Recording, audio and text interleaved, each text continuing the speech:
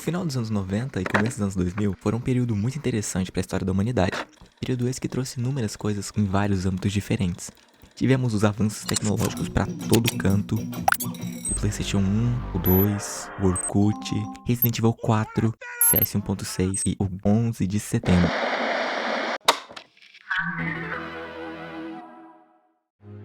Além de tudo, essa também foi uma boa época pro cinema, inclusive pro cinema nacional, já que tivemos vários filmes como Tropa de Elite, Eu queria ter nascido mulher. Rota Compadecida, Isabela e o Prisioneiro e Cidade de Deus, mas eu não quero falar sobre nenhum desses filmes hoje. Quero te contar o porquê quando olhamos para esse exclusivo recorte histórico do cinema de terror, conseguimos ver tantos filmes asiáticos e, para isso, precisamos entender que diabos é o J-Horror.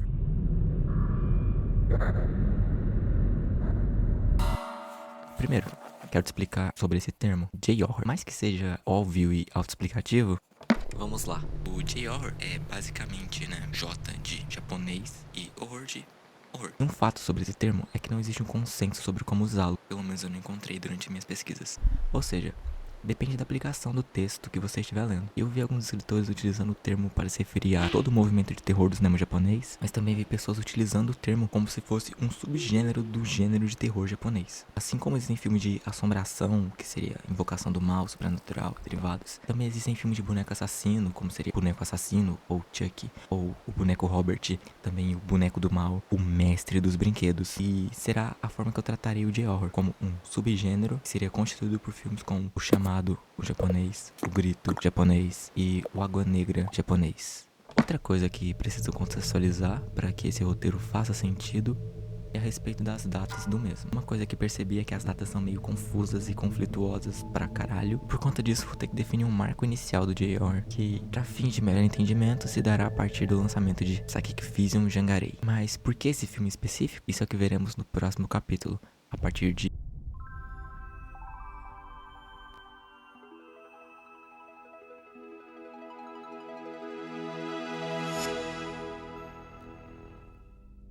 Lançado em 1988, Sakiki Vision Jangarei pode ser considerado o primeiro J-Horror por alguns fatores que também definem o J-Horror em si. Possuir uma pitadinha de tecnologia maluca e possuir o artifício da narrativa aninhada. E o que é isso? Calma, já te explico. Mas antes, um pequeno contexto histórico da época em que o filme foi lançado. No começo dos anos 90, o Japão vinha passando por uma transformação, ou que também pode ser chamado de uma revolução, que também acontecia em praticamente todo o mundo. A tecnologia avançava de forma desenfreada, e ali renascia uma espécie de ludismo 2.0, coisa que também acontece hoje em dia, mas isso é outro assunto. O fato é que, assim como existe o medo da IA tomar o emprego das pessoas hoje, assim como existia no século XVIII o medo das máquinas tomarem os empregos, também existiu no final do século XX, começo do século XXI, e isso influenciou os cineastas da época, o que nos leva até... Como eu disse, Sakiki Vision é um filme importante para o J-Horror, e o Konaka também é. Não só por ser o criador e escritor dessa obra, mas também por sua teoria. Mas antes de explicar melhor tudo isso, é importante fazer uma recapitulação, ou seja, tem mais blá blá blá. Considerando que o J-Horror nasce em 1988, vamos voltar algumas décadas e ver quais são os filmes que mais influenciaram esses momentos passados. Na década de 70, temos dois filmes que se destacam, sendo eles The Blind Woman Curse, de 1970, que tem como característica usar uma lenda do folclore japonês como base para sua história, e também é conhecido pela sua construção narrativa. Além de The Blind Woman, temos Hausu, de 1977, que já se destaca por um motivo bem diferente de The Blind Woman. Como pode ver, Hausu é um filme que diverge bastante em aspectos visuais de outros filmes da época, tendo essa técnica de mesclagem visual linda, algo meio analógico, eu não sei explicar, mas é lindo. Tendo comentado esses dois filmes, vamos para a década de 60 agora, e tem três filmes importantíssimos pro terror japonês no geral, sendo eles Kwaidan, Onibaba e Kuroneko. O primeiro dos três citados é um filme que possui um nome autoexplicativo quando você sabe o significado, que é algo como história de fantasma ou histórias sobrenaturais. Histórias essas que surgem durante o período Edo, que se dá de 1603 a 1863. Mas falando mais sobre o filme em si, ele é uma antologia e reconta várias lendas, assim como o nome já sugere. Se trouxéssemos isso para o Brasil, seria o mesmo que dizer que esse filme fala sobre o Curupira, a Cuca e o Boto cor-de-rosa comedor de casaco. Indo para Onibaba, temos mais um filme que trata de uma antiga lenda. Nesse caso, o filme é baseado em uma antiga parábola budista, de nome Yome Odoshi no Men, ou em tradução livre, uma máscara com carne assustou uma esposa. Ou a máscara que assusta a noiva. Máscara essa que se chama Máscara de Hanya e deriva do teatro No. Não vou falar muito mais sobre Onibaba, então partimos para Kuroneko. Por sua vez, é mais uma história de vingança pós-morte, ou seja, mais um fantasma vingativo. Fazendo essa breve observação, podemos constatar que o tema assombração sempre foi muito comum no Japão, né? E que esteve relativamente em alta no Japão no período anterior a Psyche Vision. Então, a gente conclui que o J-Horror não criou a roda de forma alguma. Ele apenas a incrementou e a tornou muito estilosa. Mas, se essa roda só é mais estilosa, surge uma pergunta. Por que esses filmes não são J-Horror? Isso nos leva até... Basicamente, o que me dá aporte para poder separar os filmes em gênero é essa teoria, que é meio que um mini divisor de águas, já que ela foi influente, mas nem todos os diretores se prenderam a ela. Então, obviamente, nem todos os filmes de terror que saíram após 1988 são J-Horrors. A maioria, inclusive, não é. Filmes como Battle Royale e Audition, por exemplo, se baseiam muito mais no terror que no horror, muito mais no choque da violência que no medo em si. E por isso não citarei nenhuma dessas obras. Dando essas salvas, posso vos apresentar a teoria Konaka, criada por Hiroshi Takahashi e foi roteirista de Ringu algum tempo depois. Enquanto Takahashi estava em uma discussão sobre o medo com o Shaki Konaka. Mas calma, antes de adentrarmos mais a fundo, vou fazer um breve resumo da teoria Konaka. Essa aqui pode ser caracterizada por possuir uma série de regras e aspectos narrativos que interferem na história e em como ela é contada. Essas regras e aspectos têm como objetivo principal transmitir o maior medo possível, que era o objetivo do Takahashi ao criar essa teoria, né? Ao desenvolvê-la na base do que o Konaka tinha feito. Aspectos esses foram experimentados pelo Konaka, depois transcritos para a teoria pelo Takahashi. Mas experimentados aonde? Em Psychic Vision Jangarei. Por isso esse filme é tão importante. E alguns anos depois, foi experimentado pelo Hideo Nakata em Joyurei, ou Don't Look Up, em 1996. Demorou um tempinho, né? Falando mais sobre os aspectos, temos a construção aninhada, que eu citei antes. E pode se resumir a um vídeo dentro do vídeo, um meta-vídeo, algo do gênero, que de alguma forma interfere na vida dos personagens. O exemplo mais óbvio disso seria a fita de Ringu. Outro aspecto é a inserção de elementos que deem finalidade narrativa para o filme. Elementos esses que podem ser datas exatas, horas exatas. E esses elementos têm a característica de, como único propósito,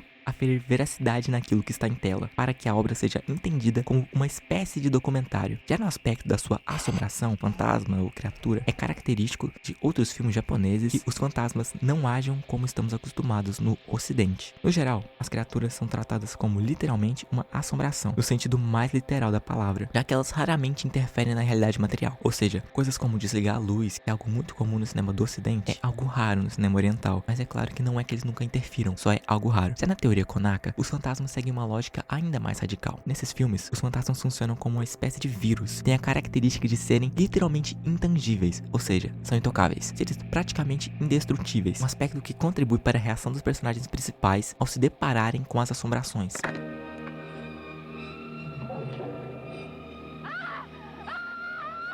Que foge do modelo que estamos acostumados. E sobre esse assunto, tem uma ótima entrevista do Kiyoshi Kurosawa. Diz ele para a Folha de São Paulo em 2005. Era impossível imaginar que os americanos iriam gostar desses filmes. Uma peculiaridade do horror japonês é que quando um personagem principal encontra uma criatura que não existe no mundo real, ele não tenta lutar contra essa criatura. Quando nós japoneses encontramos essas criaturas, primeiro nós rezamos para que suas almas descansem em paz. E então aceitamos o terror e buscamos uma maneira de coexistir. Se isso não funcionar, desistimos e nos deixamos destruir. Fala essa que é extremamente precisa e mudou minha visão acerca do horror japonês no geral. E com isso, posso dizer que a teoria Konaka está resumidamente resumida. Caso tenha se interessado e queira saber um pouco mais, vou deixar todos os links que usei de referência e o paper de onde peguei a maioria das informações sobre a teoria Konaka na descrição. Outro elemento que eu abordei rapidamente e que é frequentemente abordado nos J-Horrors, mas não faz necessariamente parte da teoria Konaka, é a tecnologia e como ela afeta o ser humano nesses filmes. Em filmes como O Mundo Mystical, Cairo e Suicide Club, por exemplo, nós conseguimos ver a tecnologia sendo usada como uma ferramenta para exterminar os humanos. E um tópico que eu gostaria de pincelar rapidamente é como esse tema em específico estava em alta na época. E temos outras obras como Serial Experiment Lain, anime esse que curiosamente é escrito pelo próprio Konaka, que aborda a tecnologia de uma forma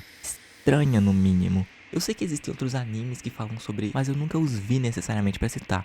E por mais que a tecnologia não seja usada de uma forma tão direta na teoria, é inegável que a tecnologia foi um dos fatores que fez com que esse subgênero se tornasse tão icônico. Assim como toda a estética de câmeras analógicas dos anos 2000. E falando em câmera dos anos 2000, tem duas obras em específico que exploram as câmeras de forma muito interessante, sendo elas Marebito de 2004 e Noroi the Curse de 2005. Ambos os filmes usando dos ângulos que se popularizaram pelo found footage para dar uma visão diferente ao mesmo ambiente. Ou seja, as câmeras conseguem captar algo que os humanos não veem, como se as criaturas se manifestassem apenas para tecnologia, que ao mesmo tempo que pode ser um auxílio para ter essa visão privilegiada, também pode ser um meio de trazer essas criaturas até você. O que é uma premissa bem interessante e instigante, muito bem usada nos dois filmes. E é uma combinação que fede a anos 2000. Found footage e J-horror no mesmo filme é lindo.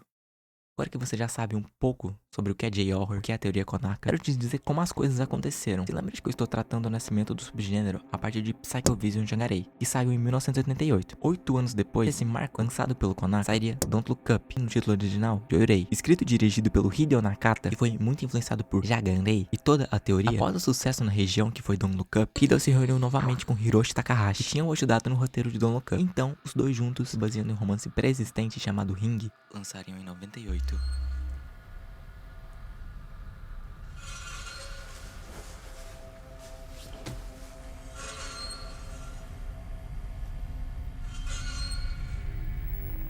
E a partir desse lançamento, o cinema japonês atingiria uma visibilidade que há anos não via. Assim como o filme anterior da dupla, o filme foi um tremendo sucesso. E hoje em dia já pode ser considerado um clássico do horror no geral. Considerado por muitos o auge da teoria Konaka, Ringo conseguiu reunir os aspectos narrativos, a tecnologia, o metavídeo, basicamente tudo. O fantasma intangível, que é a Sadako. Essa que se tornou ícone do terror. Assim como os clássicos do terror ocidental, ela se tornou uma presença emblemática. E o mais louco disso, pensar que o visual dela é tão comum para os japoneses, sabe? O visual dela é completamente inspirado no Yurei, assim como a Kayako. Yurei seria traduzido como espírito vingativo. Além da inspiração no Yurei, o emblemático poço também deriva de outra antiga lenda japonesa. E o nome da lenda é Bancho Sarayashiki. E é meio automático, não? Pensarmos em Samara ou Sadako e logo imaginarmos a sua irmã.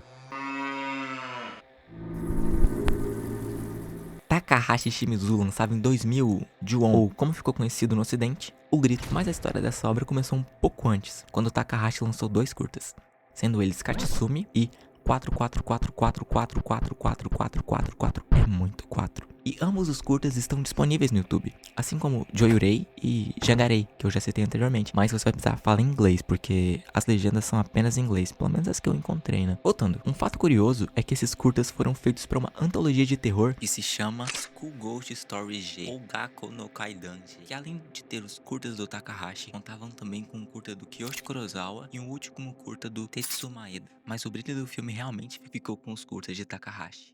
E tempo depois, esses curtas gerariam o filme que provocaria uma disruptura na teoria Konaka, ou pelo menos um desuso da teoria Konaka. Esses curtas do Takahashi já davam indícios dessa disruptura desde o segundo lançamento, onde a Kayako, que é esse fantasma emblemático que você provavelmente conhece, passa a interagir de forma física com os personagens e com o ambiente, o que quebra uma regra da teoria, né? E apesar de sua semelhança com a Sadako, a Kayako não pode se proliferar como um vírus, da mesma forma que a Sadako. Kayako está limitada a assombrar sua casa, assim como um clássico filme ocidental, assim como Amityville, assim como cite inúmeros outros. Mas, ao contrário do que você pode estar pensando, Takahashi fez isso propositalmente. Ele tinha a intenção de que seus filmes fossem parecidos com os filmes americanos, uma parte por influência e outra parte para atrair um público estrangeiro, ter esse desejo. Coisa que funcionou muito bem, e ele foi muito bem sucedido nesse desejo, né? Considerando o patamar que o filme conseguiu estabelecer. E essa sensação que ele queria transmitir foi muito bem feita, já que consegue ser sentida no Japão que ele recria. Ele tenta passar uma atmosfera bem diferente dos outros filmes desse subgênero, dando um ar único a esse filme, e também é um puta clássico, e que futuramente iria disputar o título de J-horror mais influente com a Sadako, no literal soco cinema. E sim, apesar de ter rompido com a teoria Konaka, ele ainda segue alguns padrões e eu vou colocar ele como J-horror aqui, tá? Me desculpa, eu não tenho muita coerência.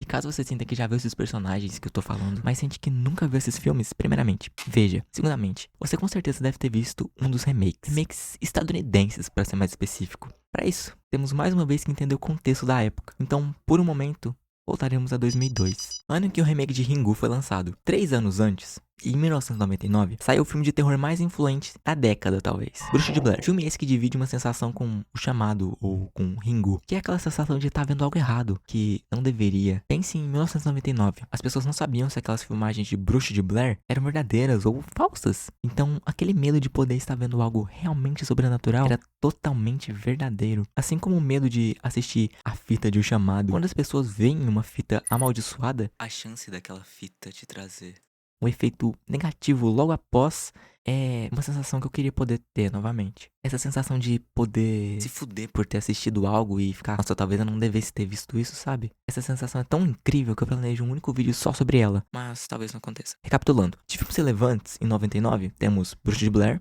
e O Sexto Sentido, do Shyamalan. Nos anos 2000, o filme mais relevante de terror talvez tenha sido Pânico 3. Não era uma boa época. Em 2001, tivemos filmes como Hannibal e outros. Em 2002, O Chamado, Sinais e o primeiro remake de Carrie a Estranha, que nos prova o declínio do slasher, que até alguns anos atrás era o gênero dominante do terror estadunidense. E com a queda de interesse do público pelo subgênero slasher, o mercado logo se posicionou para tentar reencontrar um gênero de terror. Tentando reencontrar o seu subgênero, a DreamWorks percebeu que dava para fazer um remake de um filme japonês e apostaram nisso. Compraram os direitos desse filme e foi um tremendo sucesso logo nesse lançamento. Tem um baixíssimo custo comparado a outros filmes da época. E a partir daí o J.H. estão numa máquina de dinheiro, já que esses filmes podiam se encaixar na regra PG-12, coisa que os slashers não conseguiam nem sonhar, já que tinham muito sangue, coisa que não é presente nos J.H.'s. Mas não era apenas o J.H. que se encaixava nessa lógica. Os estadunidenses estavam importando o terror de várias regiões da Ásia no geral. E isso não é um problema, mas fato é, os filmes originais são melhores e ponto. É um debate quase unânime durante as minhas pesquisas. A maioria das pessoas pensa que os remakes são ruins, mas não são necessariamente ruins também. Os remakes são basicamente os mesmos filmes que os asiáticos, mas com alguma personagem feminina que se encaixasse no padrão de beleza da época, e fosse loira e tivesse uma cara de inocente, mas nem tão inocente. E eles iam ensinando mais coisas que fossem populares na época, como cores que por algum motivo eram moda naquela época, clichês como jumpscare e crianças inteligentes com poderes psíquicos. No final, a maioria desses filmes é apenas chato, mas alguns são bem agradáveis até. Mas, infelizmente, tudo que é bom um dia acaba. Menos o meu namoro não vai acabar, porra. Mas o subgênero em específico conseguiu nos deixar muita saudade, pelo menos em mim. Muita coisa linda, muitas histórias marcantes e filmes bons pra caralho. Infelizmente, o mercado e o público enjoaram, e assim como qualquer onda do cinema, quando o lucro começa a diminuir, a indústria logo começa a procurar outro subgênero pra explorar. E acabou encontrando um bem parecido até, né? Sobrenatural, Invocação do Mal, Annabelle. Basicamente, o J.H. serviu como um band-aid pra indústria estadunidense, enquanto eles tentavam se redescobrir. E para que você experiencie esse lindo curativo, eu vou te falar alguns dos meus favoritos, que foram citados ao longo do vídeo, provavelmente. Mas mesmo assim, vamos lá.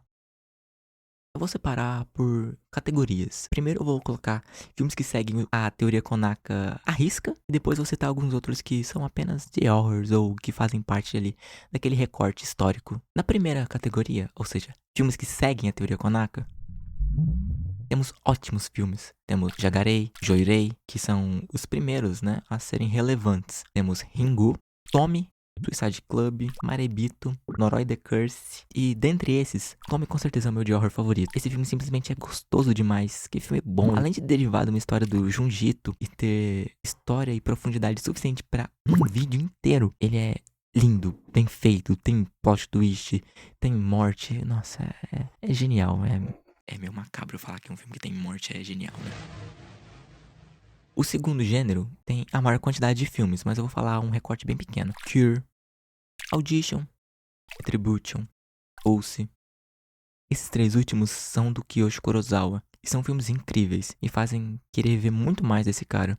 Empire of Passion, filmaço que ainda divide A Lenda do Fantasma com O Poço, de Ringu. Dark Water, que eu admito nunca ter visto, mas esse foi o filme que deu origem ao remake que foi feito pelo Walter Salles. E pra fechar com chave de ouro, Ju-On, The Grudge, o de 2002. Mas toda a franquia é bem interessante. Tanto o Ju-On, quanto o Tommy, quanto o Ringu, quanto o University Call e Pulse e várias outras são franquias que valem a pena ser assistidas. O J.H. tem esse potencial de não se perder tanto nas suas franquias, apesar de esse filme existir. Esse filme é um erro, um grande erro. Não se transa com fantasma. Você transa também, né? Não sei, nunca transei com fantasma, eu acho. Era isso. Obrigado por escutar até aqui e acompanhe o canal. Vão ter mais vídeos aí. Não sobre de horror, porque esse tema não é tão extenso assim. É só um recorte de um subgênero muito específico do cinema japonês de 1998 a 2010, mais ou menos. Valeu, falou, deixa um like talvez, se inscreve.